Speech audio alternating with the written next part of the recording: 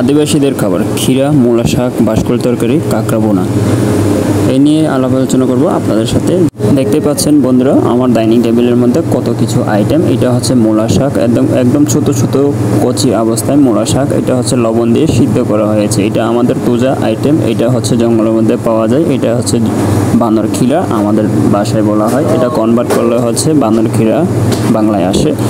এরপর হচ্ছে এগুলো দিয়ে খাওয়ার জন্য দেখতেই পাচ্ছেন এখানে মরিচ বাটা। এইখানে হচ্ছে মরিচ, মুরগি মাংস দিয়ে মরিচটাকে বাটা হয়েছে, কিছু নাপ্পি দেওয়া রয়েছে এখানে এবং তেল দিয়ে সিদ্ধ করে বাটা হয়েছে। এরপরে হচ্ছে এখানে দেখতেই পাচ্ছেন কাঁকড়া বোনা। কাঁকড়া বোনা হচ্ছে আমাদের আদিবাসীদের একদম প্রিয় খাবার, এখন সবাই খায়। তারপরে হচ্ছে এটা আমাদের পাহাড়ি স্টাইল বা আদিবাসী স্টাইলে রান্না করা হয়েছে, মারওয়াদের স্টাইলে। এটা হচ্ছে বাঁশকুড় হচ্ছে বছরের সিজনাল পাওয়া যায় বর্ষাকালের মধ্যে। এবং এই তরকারিগুলো যারা পাঠিয়েছেন তাদেরকে একদম অসংখ্য ধন্যবাদ। এখন বছর শেষে এই বাঁশকুড়গুলো, এই তরকারিগুলো পাঠানোর জন্য, এবং যারা পাঠিয়েছে, যারা নিয়ে এসেছে তাদেরকে অসংখ্য ধন্যবাদ। Bye bye.